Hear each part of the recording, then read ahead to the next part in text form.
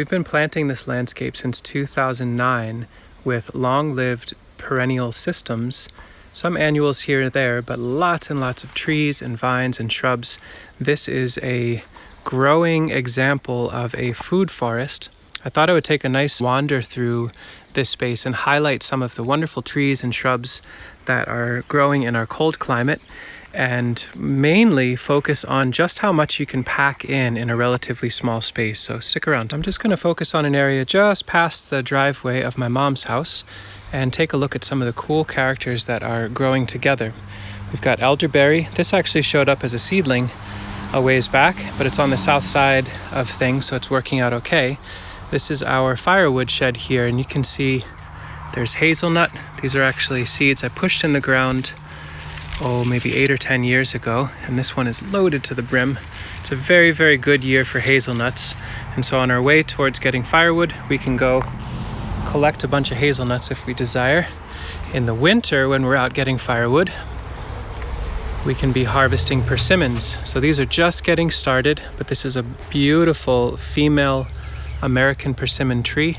In fact, this is the canopy in here, and you can see little fruits developing all throughout. There'll be hundreds and hundreds of persimmons that form on this tree. These are hazel and persimmon are both tolerant of being understory, and they are that in this scenario. The hazel is understory to persimmon. We'll cut as needed to get more light into there, but everybody's growing pretty well. Bunch of fruit and nuts just within a foot of the firewood storage. Just a little further over, and we've got one of our first guilds here, which I've talked about before. This is a red currant. You can see all the fruit down in there. They're all throughout. So the red currant is our shade-tolerant understory. We've got river locust, or Amorpha fruticosa, as a shrub layer nitrogen fixer. I just went through and cut that very hard the other day to release more light and air to the Siberian peach, which is the overstory or the keystone. And so that's a three-way guild in our food forest, just sitting at the bottom of a telephone pole.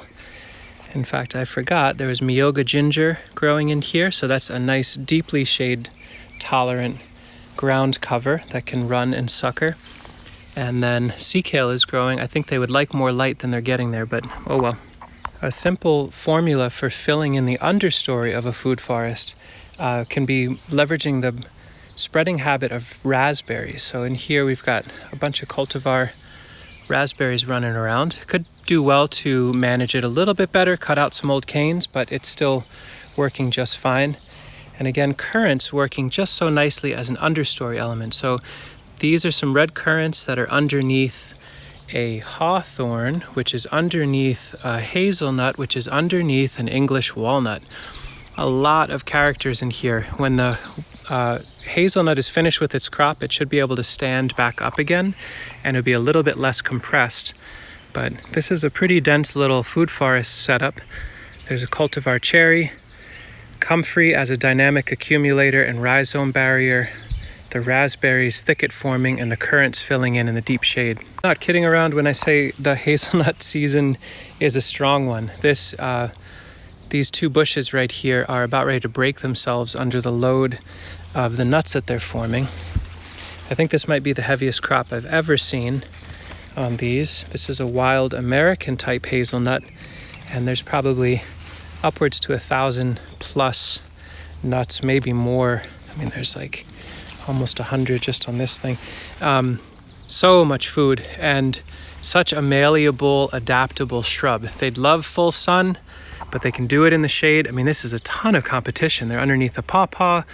There's a big old maple that casts a lot of shade, and yet there they are cropping like mad. I think if they had more sun, they'd be a little bit more upright, but we can always prop them underneath, or we can cut them back a bit if they got bent too much. But hazelnut, real winner in the shrub layer of a food forest. It's a whole bunch of production of nuts and fruit and medicines in just a few feet from the driveway. That's where I started, was just over there, about 20 feet away.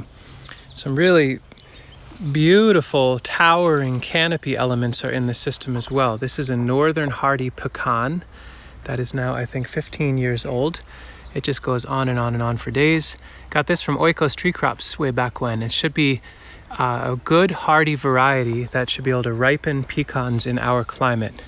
In fact, you can see there's some starting up. We'll see if it actually works out. Most years the squirrels take everything before there's a chance for us to collect nuts, but I think this might be the year where there's just enough that they can get as much as they'd like and we can get some too. Shagbark hickory is playing another role here of being an overstory, a canopy element. This was planted by a squirrel way back when, and so the pecan I put in, and that's making nuts, and the shagbark hickory is starting to make nuts. So they take a little while to come up to production, but 2009, 2010, they're planted, and here we are in 2023, and they're just getting started. So it's always worthwhile putting in these keystone overstory towering trees. It's gonna be a beautiful climbing tree someday, and I think it's just getting started with the height it'll get. It's pretty amazing to have planted such a tiny little being and have it be this big. As time allows, I'll make more videos that highlight these little snippets of food forest wonder in this landscape.